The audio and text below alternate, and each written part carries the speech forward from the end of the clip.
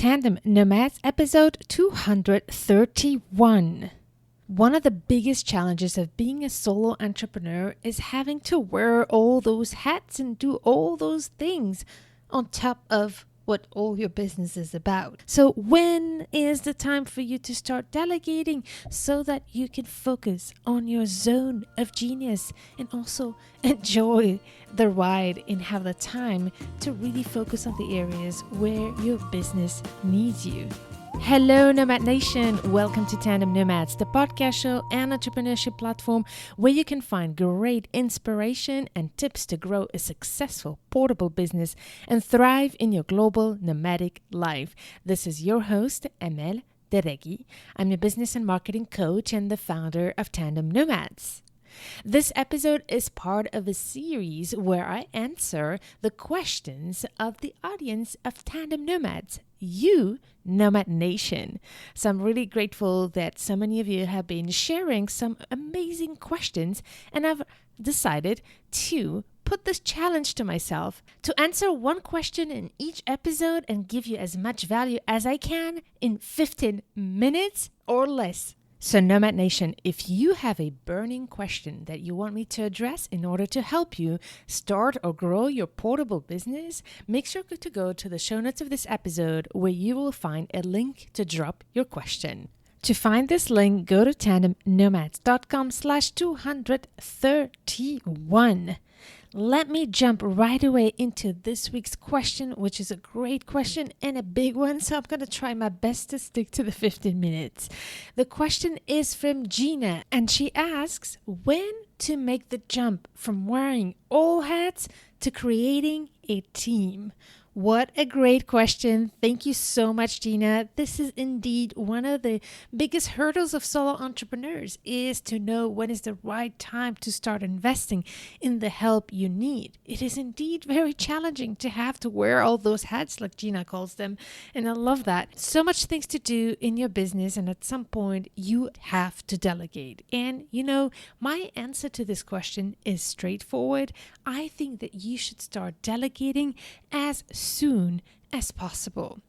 The one thing that stops people from delegating is the investment. So the thing that I really highly recommend you is to realize, first of all, that it might require from you to start spending more money than you're earning at the beginning when you hire a service from a VA, for example, to start building your team and start delegating.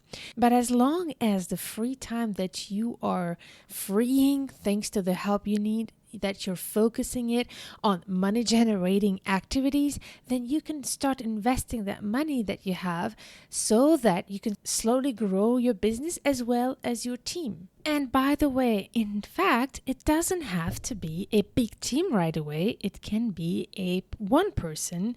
And here, there's the term that's called VA, just in case you don't know what it means. It's called virtual assistant.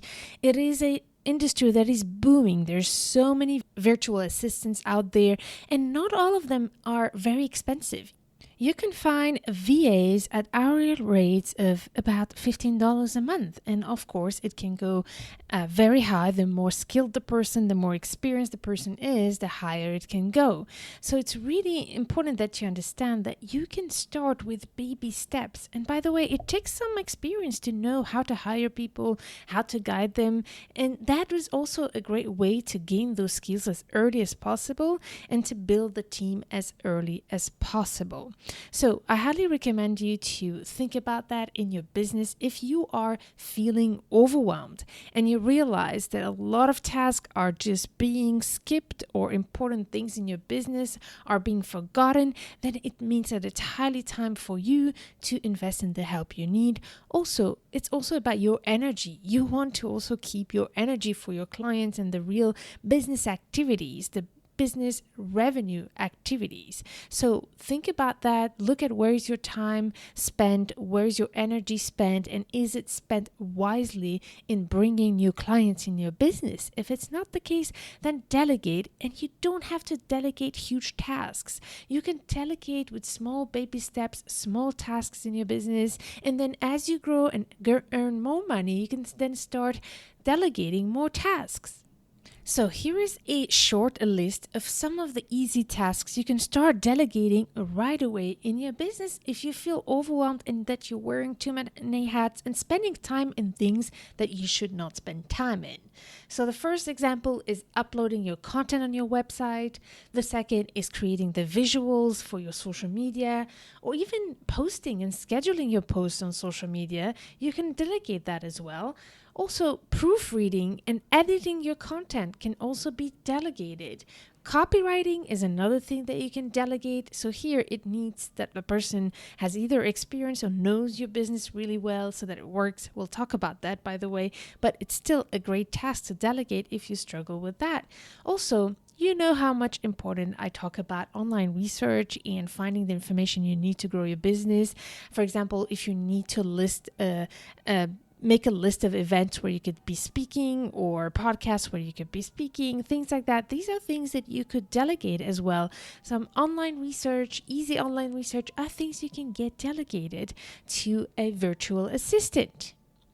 So start with these easy steps, and once you get to grow your business, make more income, then you can start looking at upgrading your team and growing a team that really helps you elevate your business and really focus on your zone of genius, as I like to call it. We talked a lot about this in the previous episodes of this podcast, so check them out as well.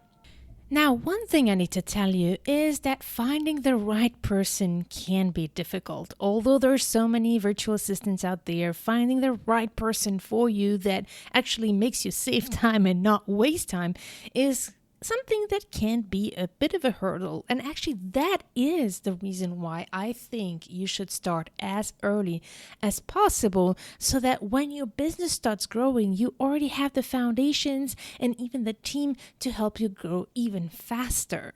So the big call for you here is to be patient throughout the process for sure, and be willing to go through error and trials. If you don't find the right VA right away, then try another one until you find the right person.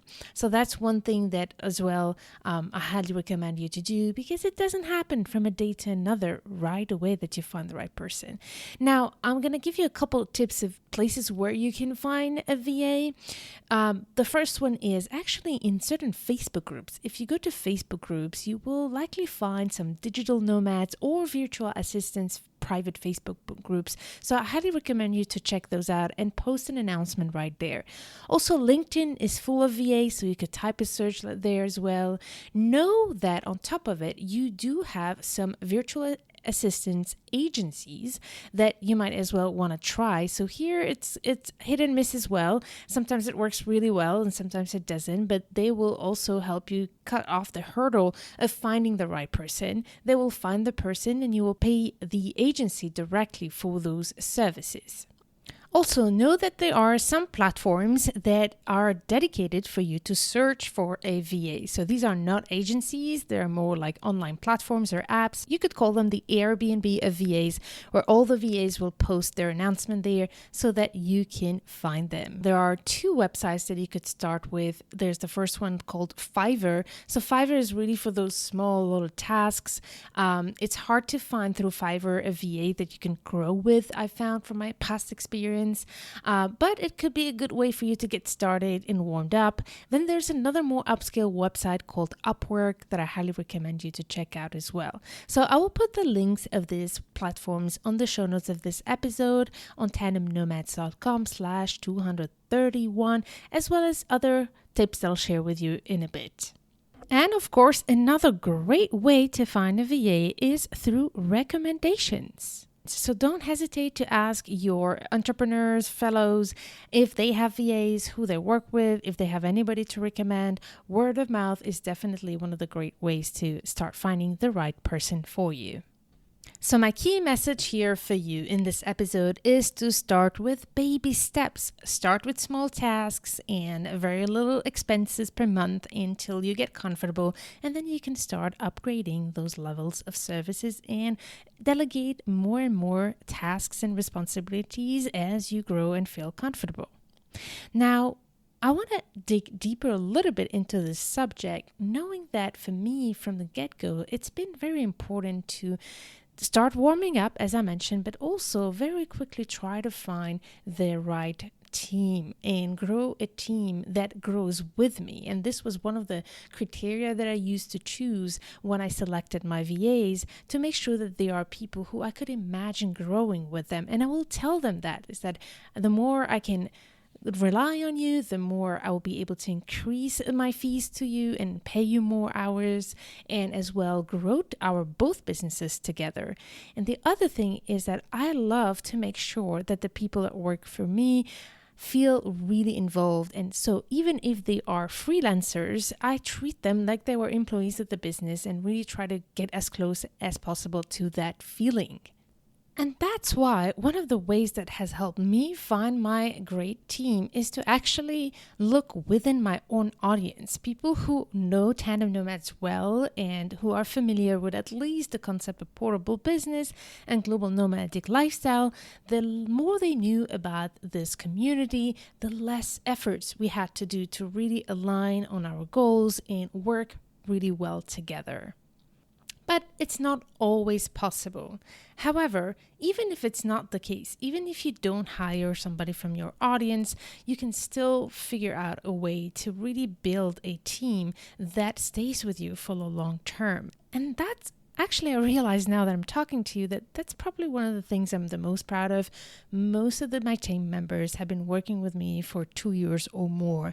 So I really love the sustainability of having a great team that really grow their own businesses with mine, and where this feeling of trust and understanding keeps growing over the years. But also a level of efficiency. And for you to be able to be effective at growing your team, but also working with your first VA, you will need 4 important things. The first one is your vision. It is so important that you have clarity around the vision that you want to develop throughout your journey as a business owner, but also as a leader of your community and your business. So for that, I could recommend you to check out 2 books, and I will share them in the show notes of this episode. The first one is from Michael Hyatt, called The Driven Vision Leader, and the second one is called The Rocket Fuel by Gino Wickman, co-authored by Gino Wickman. Highly recommended if you want to think long-term about how you want to grow your business and your team. The second thing you need is values, strong values. And those are also a way to assess, if the right people are in your team is when you align your values. For example, integrity and honesty for me is really, really important in my business with my clients, as well as the people in my team, as well as inclusion and diversity. These are really important values in my business, on top of those related to the business itself, such as women empowerment. So be clear about your values, and when you choose the right people, you want to pay attention to those values and how much you're aligned with that. And the third thing you need, and that's super important, is a strategy. It will be very hard for you to know what to delegate to your team if you don't have a clear strategy for your business. So make sure, if you haven't already, check out my 3C system workbook, where I teach you the steps to build the important pillars of your strategy. And that will be in the show notes of this episode as well. So you need to have a clear strategy so that you can have a clarity on what are you asking your team to do, and so that they can understand as well what are the goals you're trying to reach.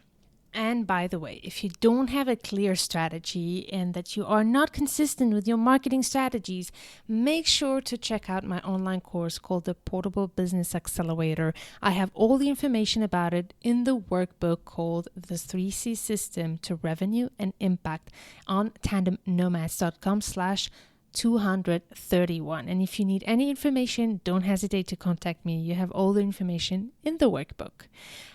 In this online course, I also teach how to build systems to be effective in your business and hence be able to delegate, which leads me to the fourth key pillar to be able to grow your business with a team is to have clear systems in place. So for that, you want to check the term SOP, System Operation Protocols. These are step-by-step protocols for your project management. So you want to think about your activities and how are you breaking them into steps so that they can be consistent, so that you can create some routines in your business for your team to know exactly what to do so that you don't have to always go to them and explain them what to do. I also recommend you a great tool to be able to manage your team, which is called Asana, and it's a great tool for project management with your team. As I mentioned, I teach you directly in my online course how to build your content in a very systematic way, but I also recommend you to read this great book that's called The Clockwork, and it will teach you how to focus your activities on what you should do and learn how to delegate the other tasks. All the information and resources that I shared with you today are in the show notes of this episode. And if you want to ask me a question to address it in these episodes, don't hesitate to find the link in the show notes of this episode where you can leave your question and I'll be happy to address it. Go to tandemnomads.com/231. Thank you, Nomad Nation. I did go a little above 15 minutes, but I hope that it was really helpful for you. And I can't wait to meet you in the next episode. Stay tuned to turn your challenges into great opportunities.